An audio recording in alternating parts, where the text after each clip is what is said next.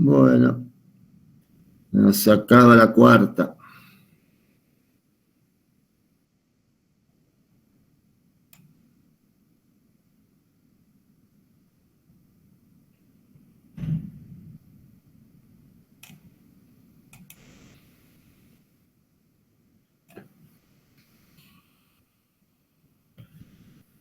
Muy buenos. Vamos a hablar un poquito de ETS, tema que seguramente ya habrá... Y en Dermato vieron ETS, ¿no? Sí, supongo.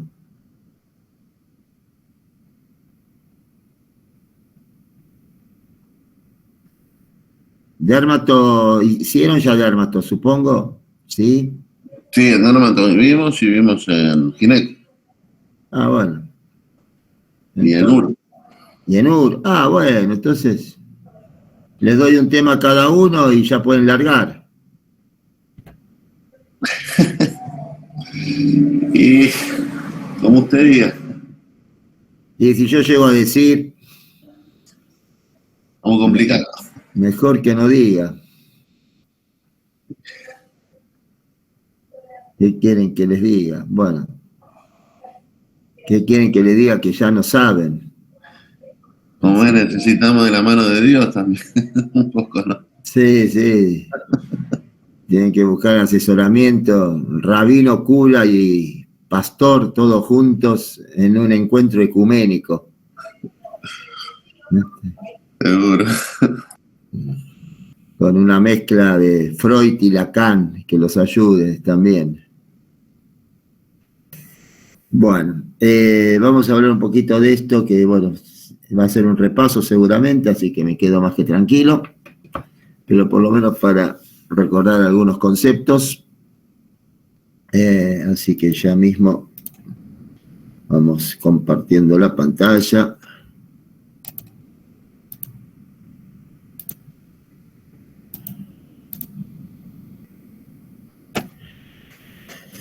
Bueno, hoy en día hablamos de infecciones de transmisión sexual, porque el que consulta es el enfermo en general, que tiene signos y síntomas, pero a partir de cada diagnóstico de una enfermedad de transmisión sexual hay que buscar los contactos, cosa que en la realidad sabemos que no siempre es tan sencillo de poder realizar.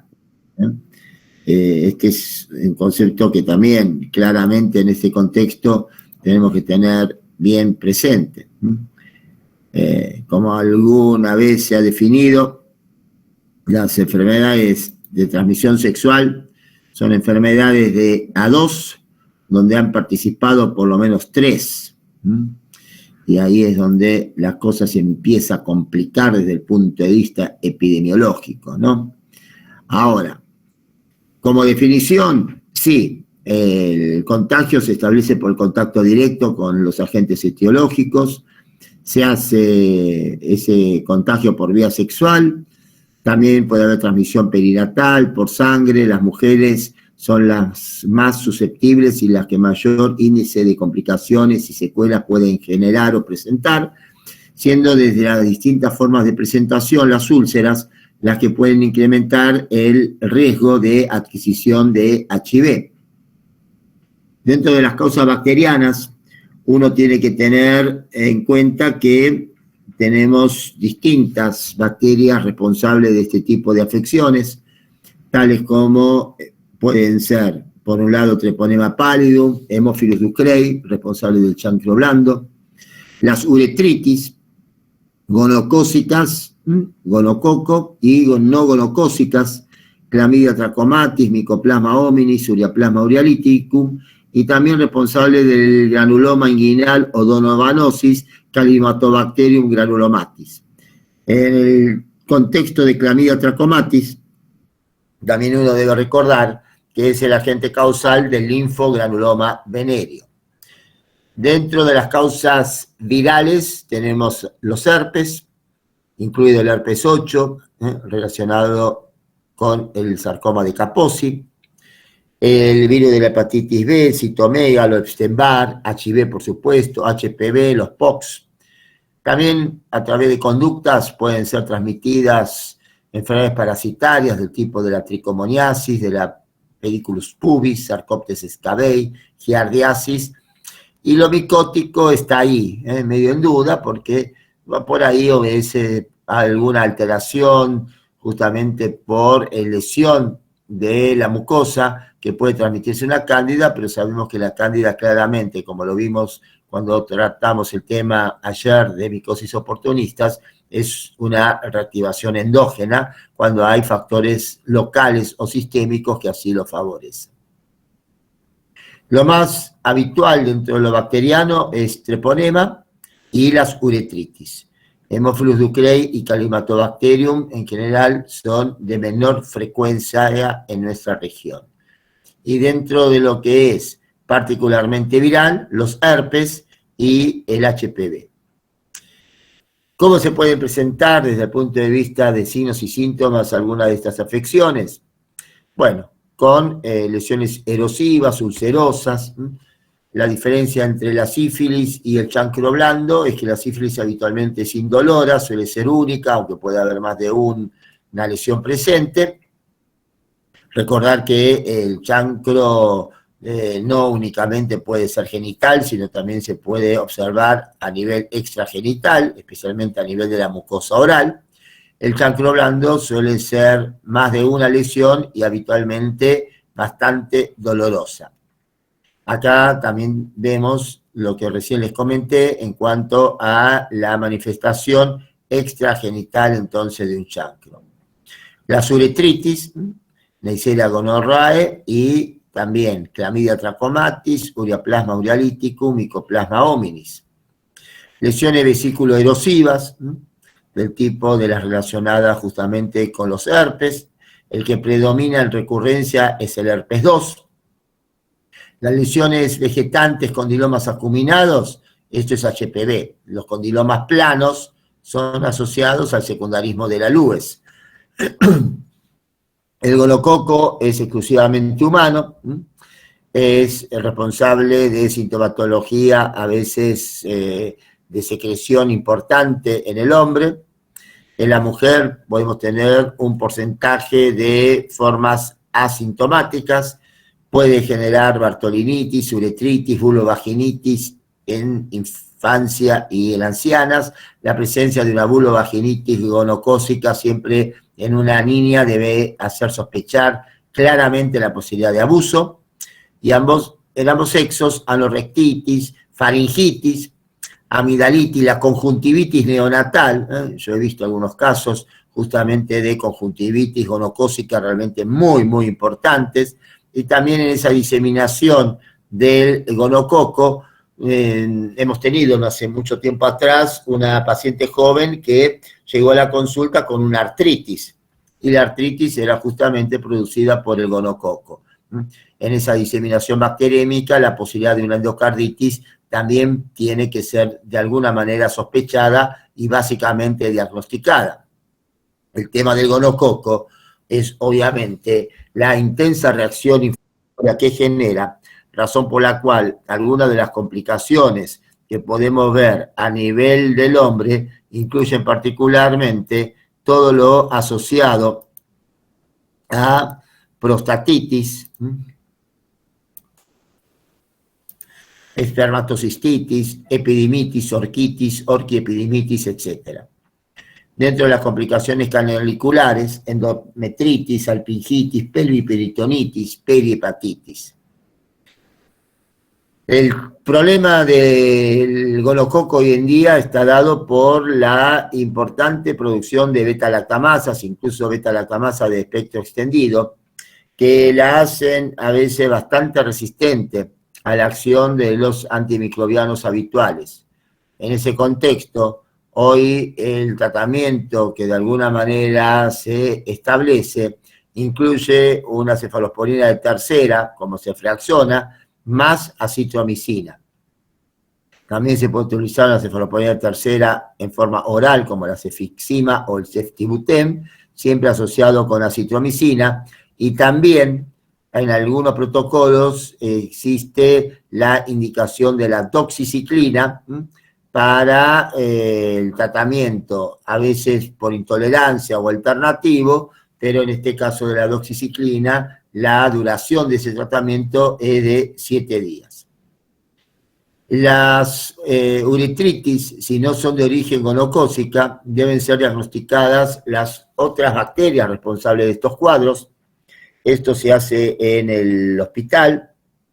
En el hospital tenemos justamente la posibilidad de detección incluso por PCR o de kits que justamente hacen al diagnóstico directo de la secreción uretral.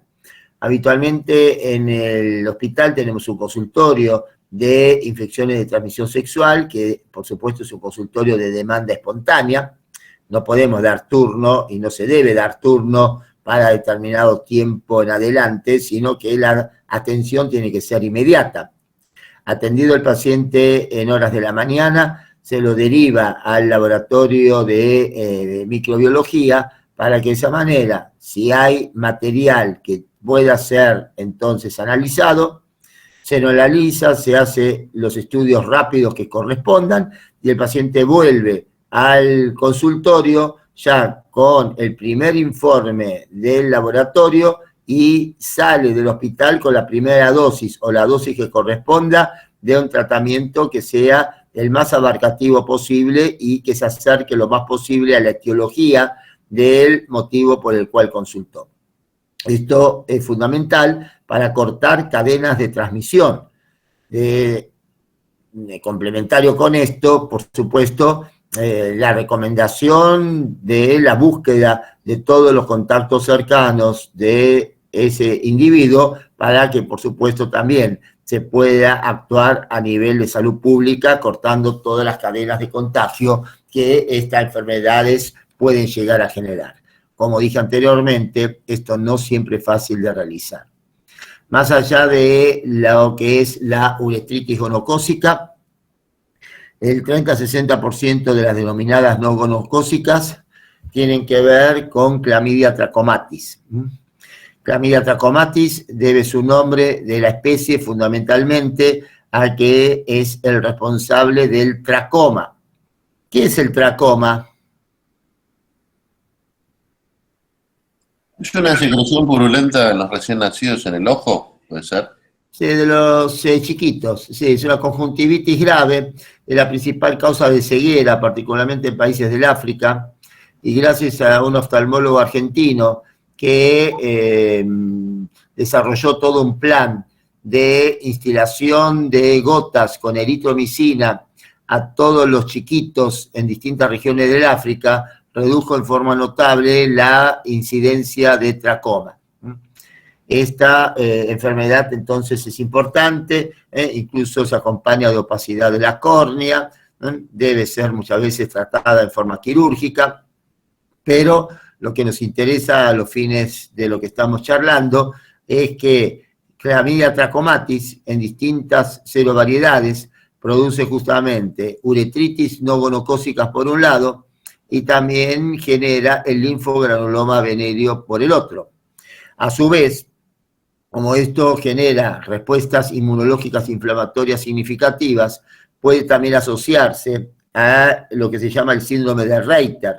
En este caso, un síndrome de Reiter que tiene como una de las principales manifestaciones justamente es la uretritis, se acompaña a veces de conjuntivitis y componente de artralgias. Hay otro Reiter, que también es un síndrome de características similares, pero a punto de partida de cuadros gastrointestinales, y esto está asociado habitualmente a la Yersinia enterocolítica y al Campylobacter.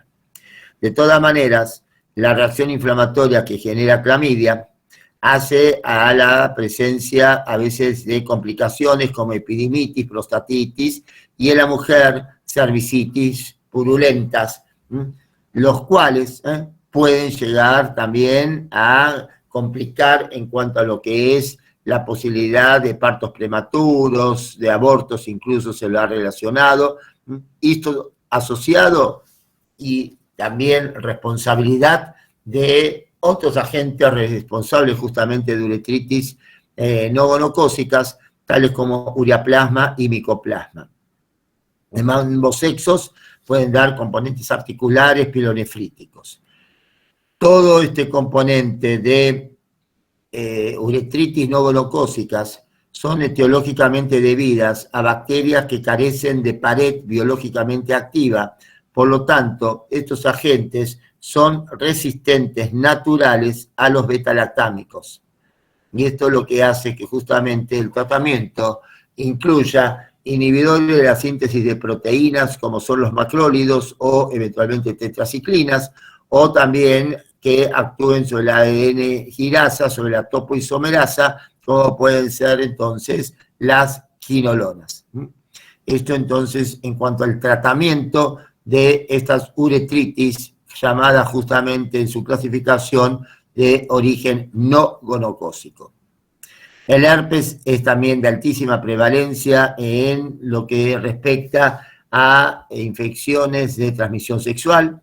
Sabemos que el herpes 1 se manifiesta como prima infección en general en todo lo que es diafragma para arriba, por eso va a dar gingivostomatitis y después la recurrencia como el herpes labial, como pueden ser queratitis o queratoconjuntivitis herpética, y el herpes 1 se asocia claramente a la encefalitis.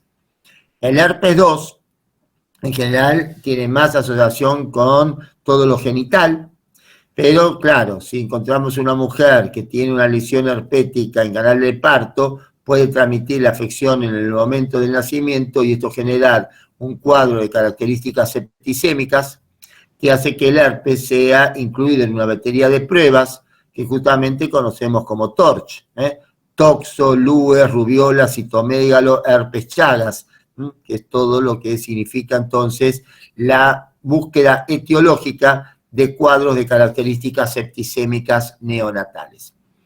En su impacto neurológico, el herpes 2 habitualmente produce meningoencefalitis, más que nada meningitis aséptica, y no tiene la gravedad que sí la encefalitis por tipo 1 puede llegar a generar. Entonces, esto se sintetiza y se esquematiza en lo que acá están viendo, todo lo que es entonces herpes 1 es de diafragma para arriba, todo lo que es el herpes 2 es de diafragma para abajo. Por supuesto que la distribución es mundial, es habitualmente el ser humano el reservorio y el transmisor, y puede haber capacidad de excreción con o sin sintomatología que refleje, por lo tanto, la presencia herpética. Si hablamos de la primoinfección, el periodo de incubación habitualmente es corto, de 1 semana, y será la presencia de anticuerpos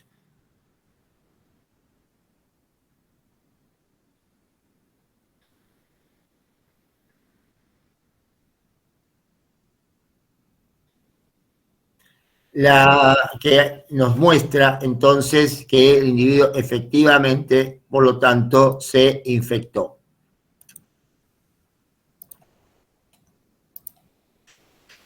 Hay que diferenciar la prima infección del primer brote. La prima infección puede ser oligosintomática, el primer brote es el que manifiesta la sintomatología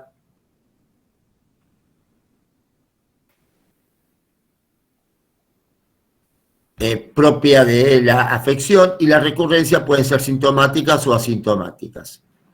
Las lesiones, por supuesto, son bastante clásicas, bastante dolorosas, urentes, molestas, y eso motiva la consulta del paciente.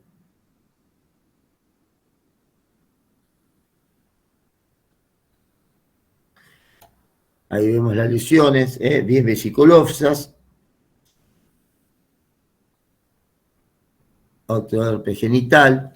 El diagnóstico ante la duda, en general la clínica es suficientemente significativa como para tener ya una aproximación diagnóstica bastante clara. Se puede hacer el psicodiagnóstico de SANC buscando las células multinucleares gigantes y también la detección de antígenos y directamente la amplificación del genoma a través de la reacción en cadena de la polimerasa. Herpes 1, herpes 2 y varicela zoster tienen timidinquinasa que hacen que este monofosfato de aciclovir sea transformado en trifosfato, que es la forma activa, y son estos 3 herpes los más sensibles o susceptibles a la acción, tanto del aciclovir como del bala o del famciclovir. El aciclovir es el que más se utiliza, tiene una vida media corta, tiene una biodisponibilidad no muy adecuada, hay que dar varias veces por día la dosis correspondiente, es el que se usa a nivel público, es el que tienen habitualmente las farmacias de los hospitales. El valaciclovir y el famciclovir son mucho más biodisponibles, pero claro, son también de un costo mucho más elevado. La dosis a indicar en su forma oral incluye, por supuesto, dosis altas en lo que sería una infección primaria, pueden ser dosis un poco más bajas en la recurrencial, y también frente a episodios recurrentes, recidivantes, permanentes, se hacen tratamientos supresivos. Más de alguna vez he dejado a algún chico durante meses con tratamiento supresivo frente a la recurrencia de cuadros, ¿no? Por ejemplo, queratoconjuntivitis herpéticas. Lo ideal es el valaciclovir, el cual puede ser administrado una vez por día y es mucho más fácil en cuanto a la adherencia. Pero el costo, lamentablemente, es una limitante. Por supuesto que el uso de preservativo para todo este tipo de manifestaciones es una acción de barrera que debe ser, lógicamente, siempre promovida. La problemática va a estar también con la eventual transmisión perinatal del herpes, especialmente cuando la infección primaria ocurre en la mujer en ese embarazo, donde la tasa de transmisión puede ser excesivamente importante. El primer episodio no primario reduce, pero también sigue siendo significativo, y ya cuando hay una infección recurrente, la posibilidad de transmisión realmente es muy, muy baja, porque ya la presencia de anticuerpos es prácticamente inmediata.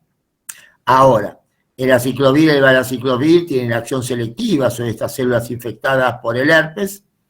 No se la considera la indicación de estos antivirales con la posibilidad de riesgo de malformaciones, disminuye la transmisión perinatal y habitualmente el aciclovir se inicia a partir de la semana 36 hasta el momento del parto, y por supuesto ya en ese momento cercano o en el momento del parto, la indicación frente a la presencia de acciones activas o de lesiones activas justamente en canal de parto, hace a la indicación de la cesárea.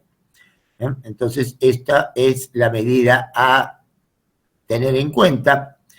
También sabiendo que la interacción con el HIV es importante en función de aumentar el riesgo, las lesiones abiertas de adquirir el HIV, y por otro lado también en los pacientes HIV los episodios suelen ser más frecuentes, prolongados, a veces no tan típicos, todo lo cual hace que deba ser el paciente no solamente tratado para el herpes, sino fundamentalmente todos los pacientes, como vimos en su momento, deben ser diagnosticados y tratados para el HIV. La disminución del nivel de CD4, el aumento de la carga viral, a veces lleva a la mayor inmunodepresión y, por lo tanto, a lesiones mucho más significativas que la reactivación del herpes puede llegar a generar. Y esto es lo que justamente puede llegar a suceder en estos casos. Doc, perdón, ¿qué más o menos qué número de CD4 para que genere este tipo de lesión? No, siempre menos de 200. Siempre menos de 200. Y en general estos pacientes, cuando los pacientes que tenemos en el hospital, yo creo que sumamos toda la sala y no llegamos a 200 entre todos los pacientes. Tienen niveles de CD4. Es decir, acá matemática no existe, pero siempre son niveles de CD4 relativamente bajos, cargas virales altas, es decir, pacientes sin tratamiento. Es decir, tengamos ese concepto, ¿no? Donde estas lesiones realmente pueden llegar a ser muy, muy importantes. Así que esto también puede ser el primer motivo de consulta de un paciente que hasta ese momento ignora que es HIV. No va a ser la primera vez que esto ocurra. En este sentido, el HIV debe ser siempre tratado. Las lesiones activas de herpes también deben ser tratadas. Tanto los episodios justamente así de tipo recurrenciales, episódicos, así como también hasta que levante el nivel de CD4, por lo menos 150 para arriba, dejarlo con tratamiento supresivo. El HPV, por supuesto, se encuentra dentro de las afecciones de transmisión sexual más frecuentes que hoy por hoy encontramos. Por supuesto, es de lo más habitual, frecuente, que hay que buscar. Hay que también investigar otras enfermedades de transmisión sexual concomitantes. El momento de la adquisición habitualmente es fundamentalmente a partir de la adolescencia. El periodo de incubación no se establece o no se sabe con exactitud cuánto tiempo está establecido, pero puede ir de algunas semanas hasta varios meses. Se considera que también podría haber algún tipo de transmisión no sexual, pero claro, acá lo importante es la detección individual en cada paciente de lo que realmente está sucediendo. Podemos encontrarnos con lesiones ya detectables a las inspecciones oculares o lesiones subclínicas o eventualmente latentes, demostrables por estudios moleculares. Dentro de las verrugas vulgares también tenemos al HPV como causa de esto. Las verrugas genitales tienen en su mayoría de casos relación con los subtipos 6 y 11. Muchas de estas lesiones involucionan en forma espontánea y los condilomas acuminados también pueden tener un volumen realmente muy significativo.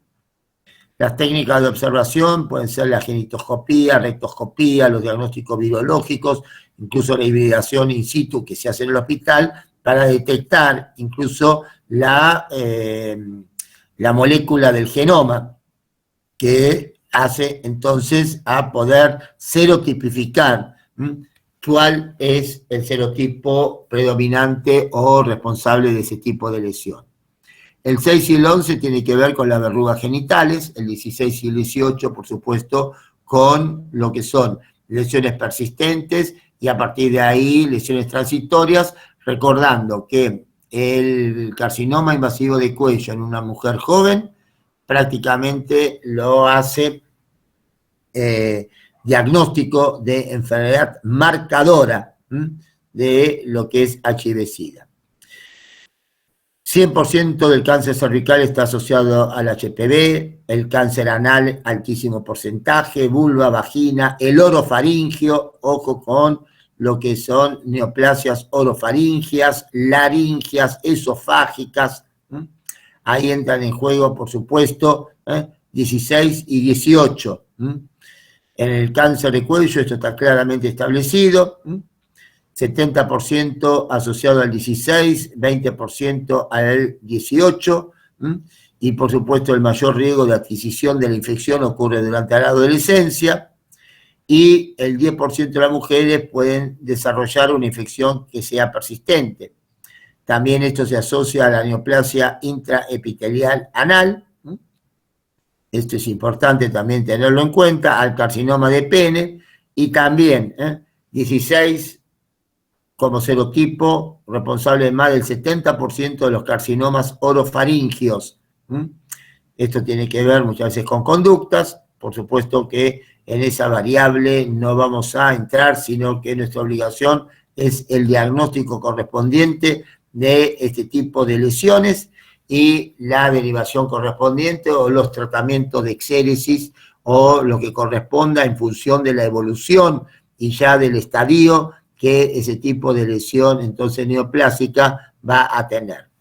Ya hablamos bastante del tema de las vacunas, sabemos que la vacuna es obligatoria, no solamente a los 11 años los niños y las niñas con la vacuna tetravalente, sino también hasta los 26 años de edad, tanto hombres y mujeres que padezcan trasplantes de órganos sólidos, trasplantes de células hematopoyéticas, así como también pacientes HIV.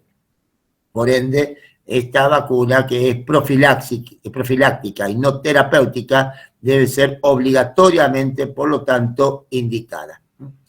Puede generar algún efecto adverso, ya hablamos de los ESAVI asociados al HPV, así que sobre todo esto no vamos, obviamente, a hablar mucho más. Por otro lado, nos queda la, digamos, más importante en cuanto al aumento significativo de casos que hemos tenido en los últimos años y que seguimos lamentablemente viendo, que es lo asociado a la sífilis, también llamada la gran simuladora, y que sigue representando un desafío permanente.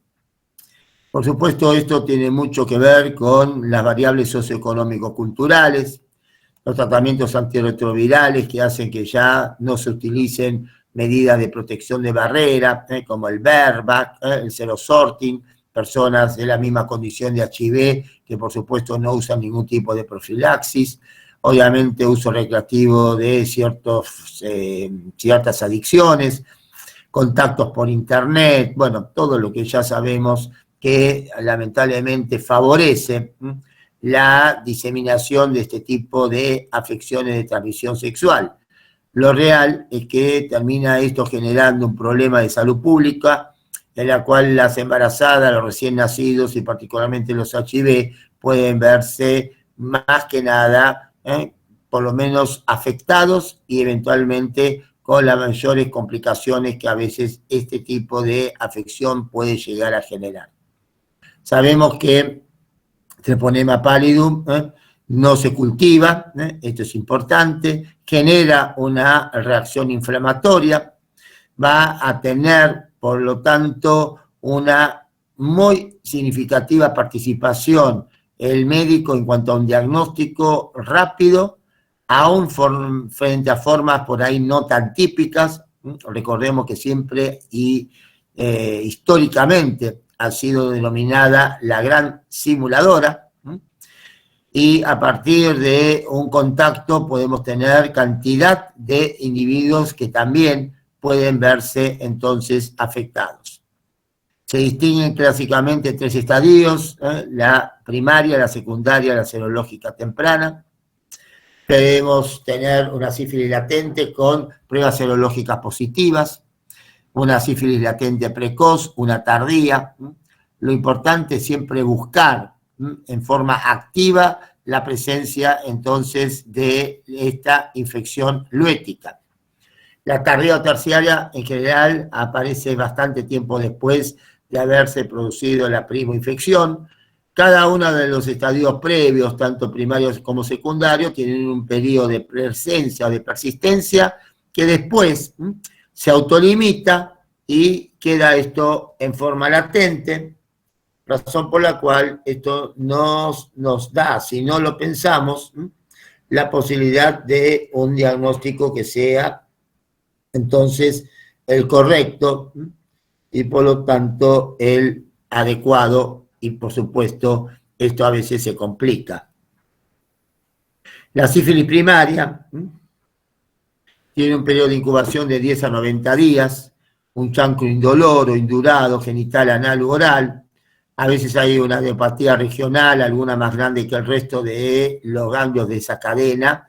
Habitualmente el ganglio más grande se lo denomina ganglio gran capitán. Puede haber chancros múltiples, habitualmente indoloros. Se autolimitan en un término de algunas semanas. Y en algunos casos incluso puede persistir, particularmente en pacientes inmunocomprometidos. En el varón esto es mucho más visible. Pueden estos chancros asentar sobre el surco varano prepucial, sobre el prepucio, sobre el glande.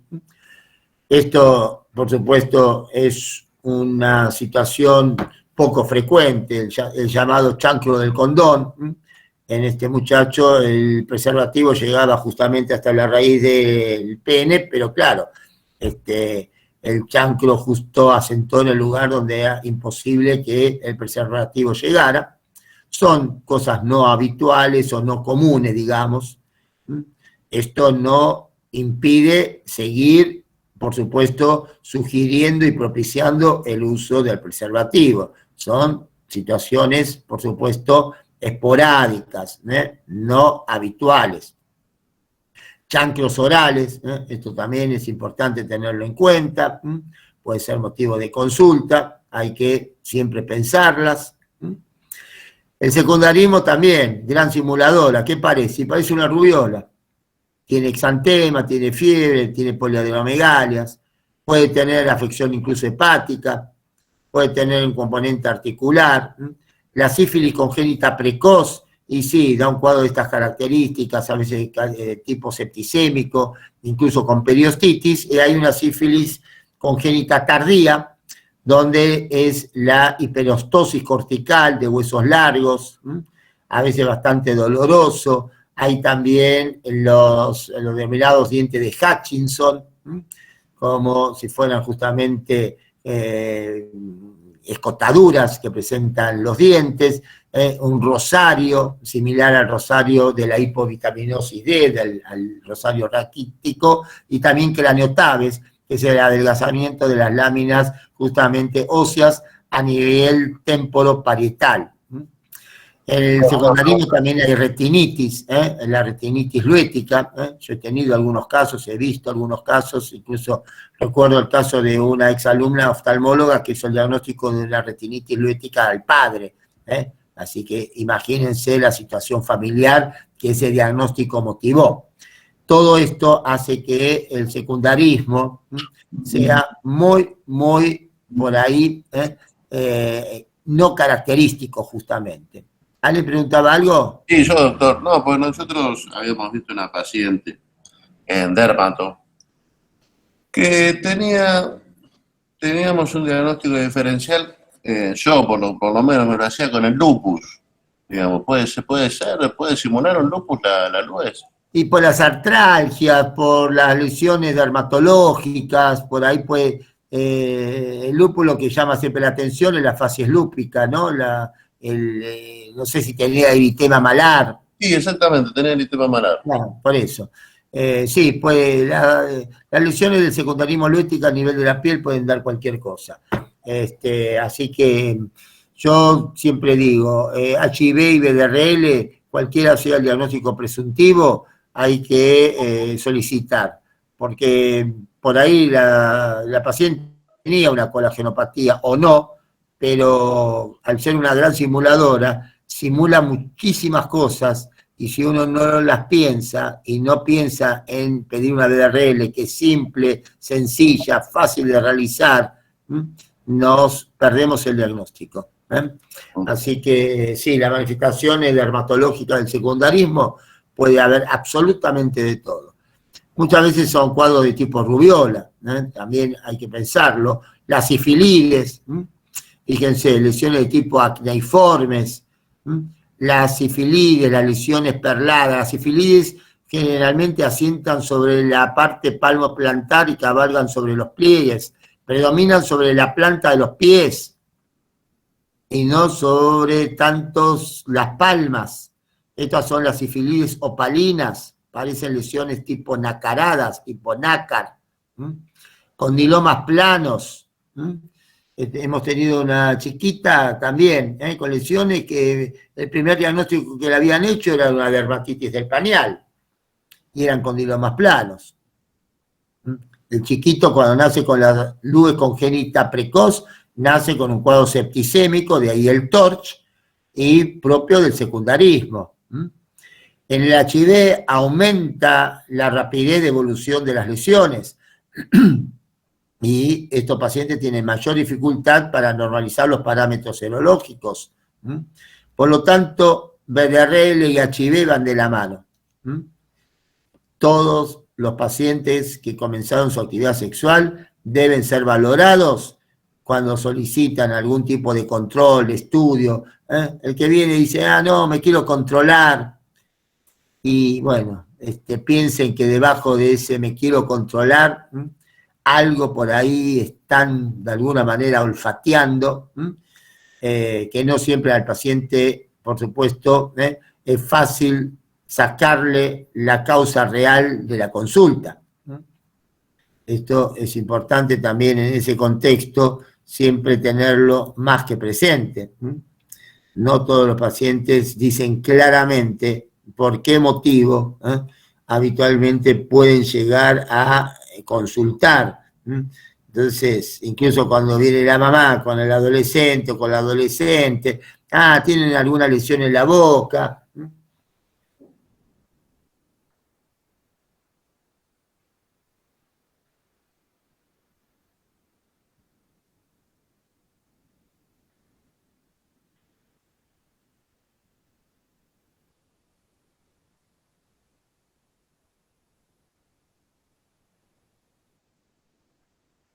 Entonces, esto tenerlo también en cuenta.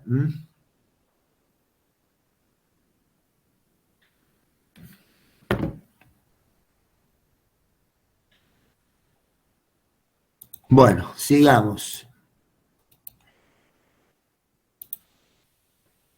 Espérenme un segundito. Quiero resolver algo rápido.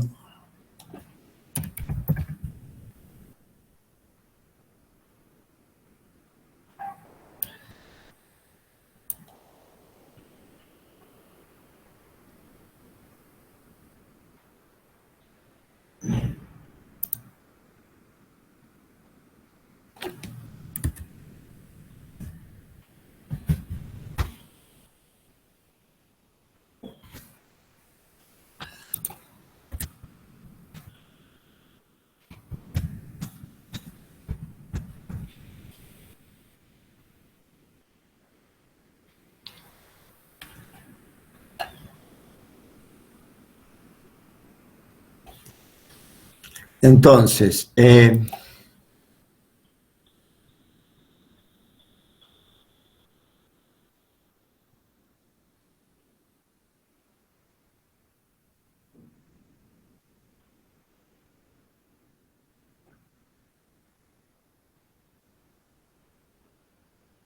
me están llamando.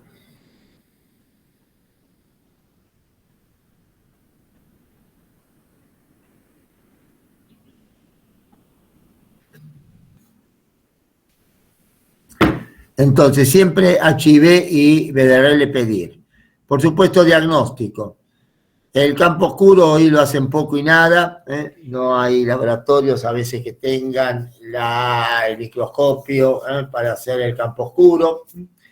Hay un nuevo algoritmo para el diagnóstico de la sífilis, que es obviamente un estudio rápido de quimioluminiscencia, y a partir de ahí la VDRL se positiviza después de los 10 días. Un título alto de VDRL siempre es positivo en cuanto a confirmar la enfermedad. ¿Puede haber falso biológico de VDRL? Sí, 1 o 2 diluciones, no más que eso, en una colagenopatía, tuberculosis, leptospira, brucela, puede dar un falso positivo, pero la VDRL, al ser una prueba no treponémica, me sirve a mí ¿para qué? Me sirve para poder hacer el seguimiento. Hay un fenómeno de prozona, cuando los títulos son muy elevados, puede dar un falso negativo, hay que pedir la dilución de la VDRL. Y las pruebas treponémicas, la FT-APS, que es la más clásica, una vez positiva queda de por vida, así que no me sirve para ningún tipo de seguimiento. Cuando yo al paciente lo trato, por supuesto que tengo que esperar dentro de los meses después del tratamiento que la VDRL se negativice. ¿Puede no hacerlo? Sí, puede quedar 1 o 2 diluciones, eso se llama cicatriz serológica. Hay individuos que no negativizan nunca la VDRL, pero que queden de por vida con 1 o 2 diluciones no indica absolutamente nada. El tema es que no deja inmunidad, y entonces una VDRL que de 512 bajó a 64, 32, 8, 4 y volvió a subir a 64, 128, indica reinfección, y por lo tanto hay que volver a tratar a ese individuo. Por eso es fundamental el seguimiento.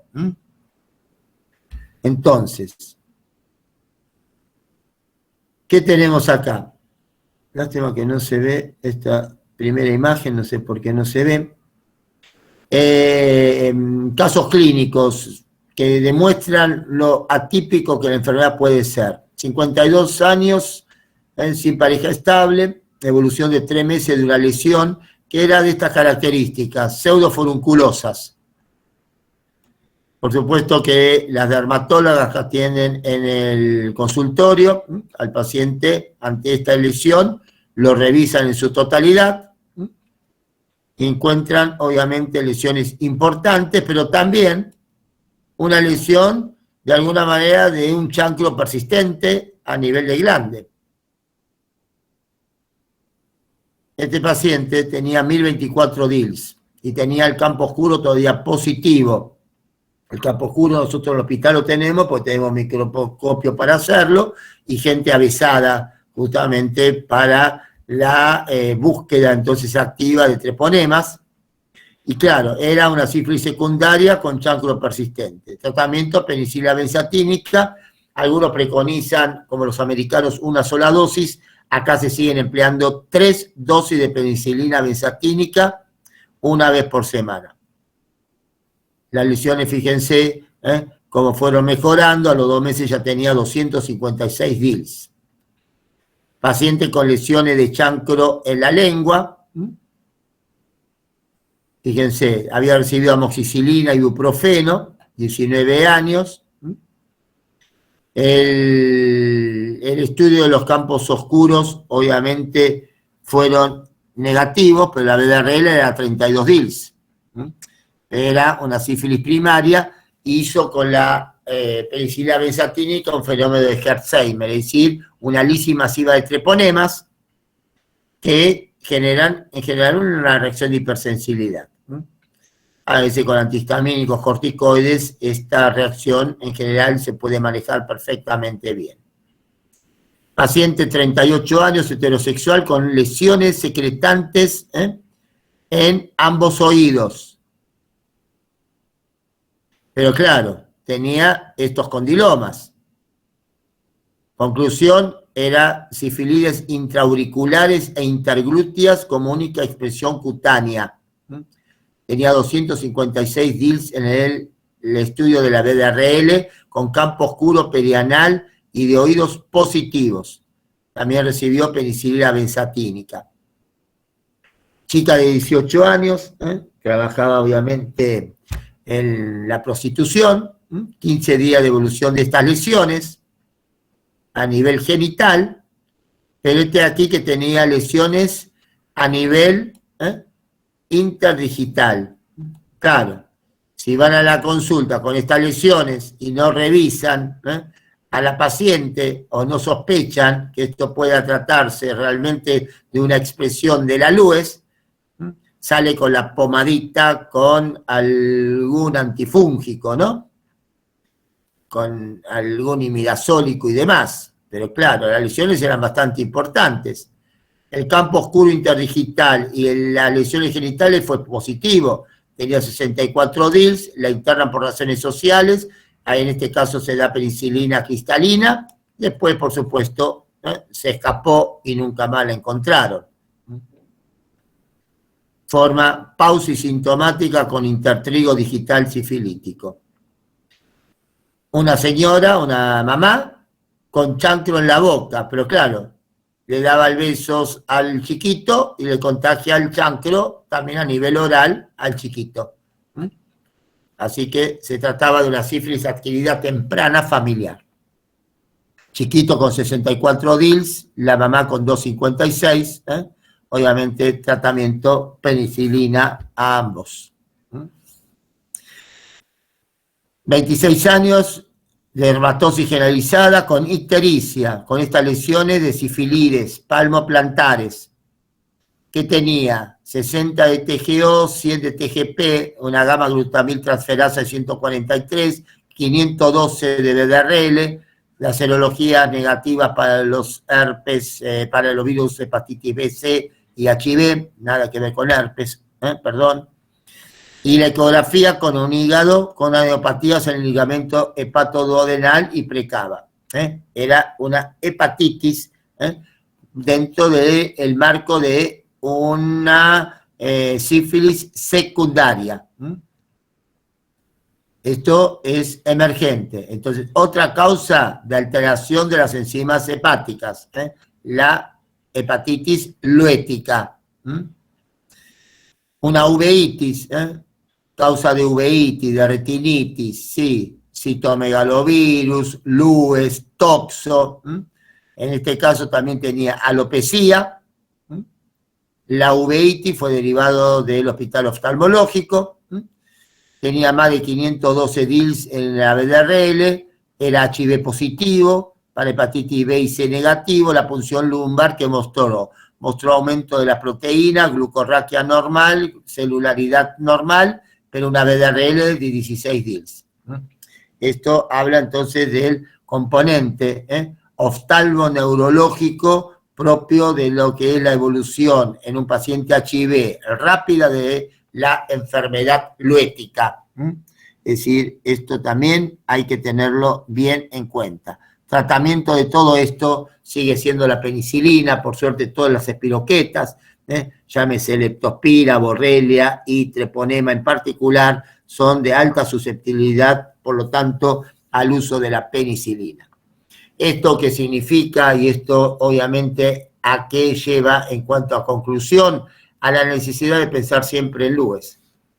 Porque como ven acá, la forma de presentación de muchos de estos casos, si llegan a la guardia de cualquiera de ustedes y no saben de la existencia tan atípica que la enfermedad puede tener, seguramente salen con cualquier diagnóstico, menos con el diagnóstico que de alguna manera justifica la necesidad de un tratamiento específico, efectivo y de impacto a nivel de salud pública.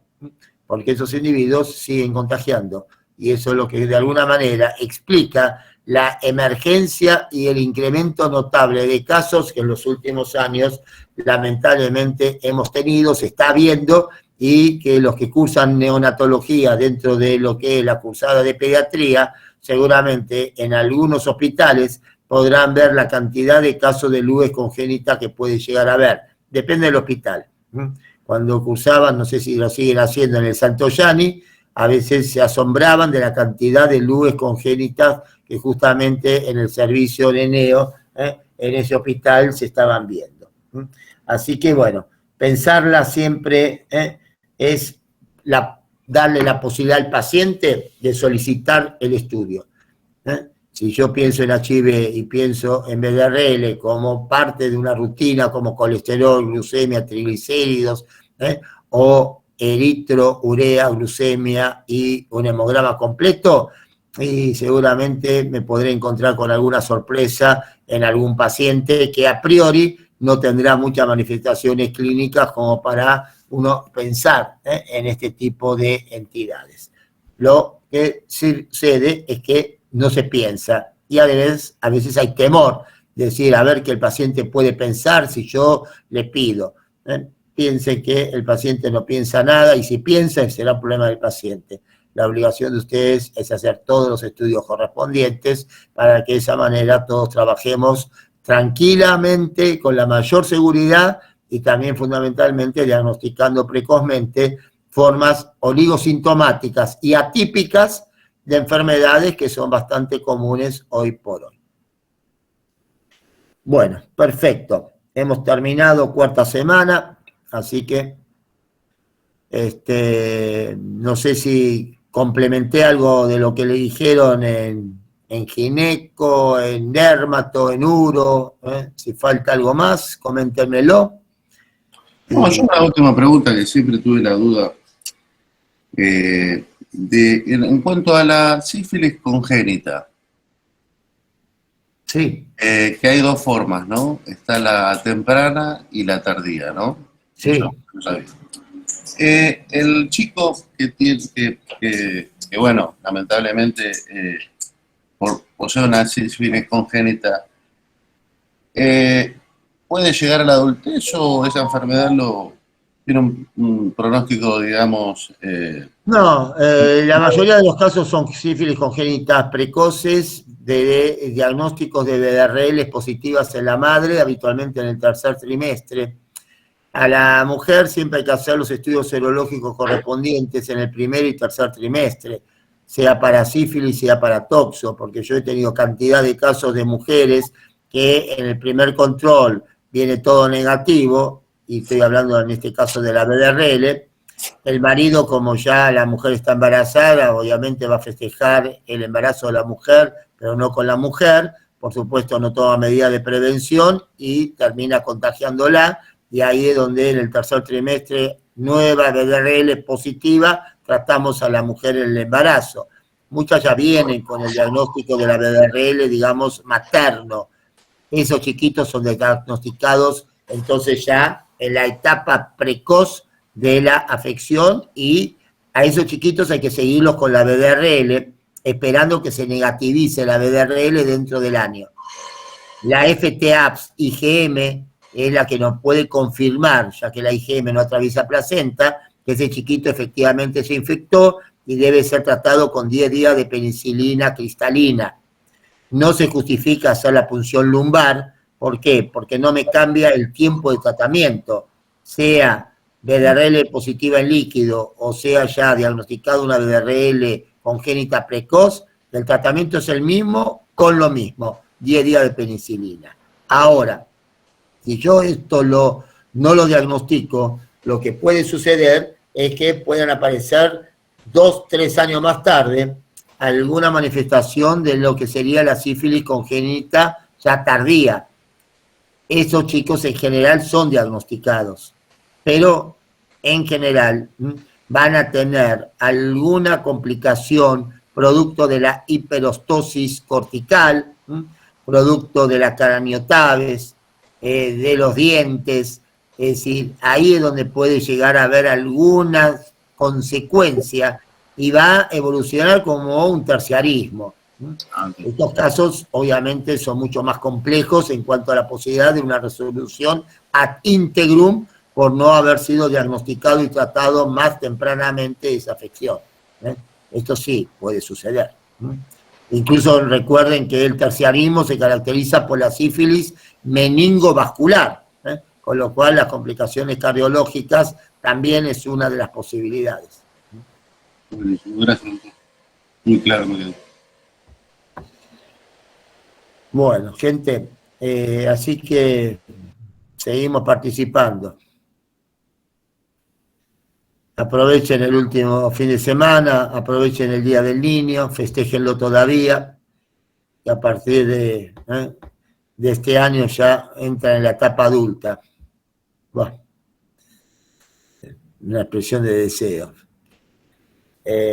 Así que el lunes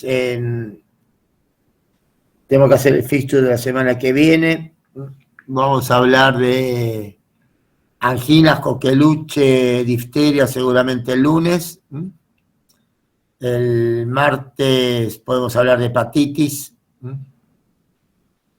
Miércoles infecciones urinarias. Después me fijo si queda alguno más importante ahí dando vueltas. Diarreas el jueves.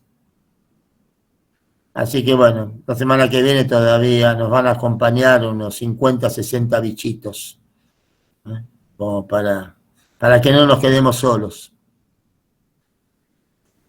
Así que bueno, ya le vamos dando de alguna manera algún cierre, por lo menos a mediano plazo.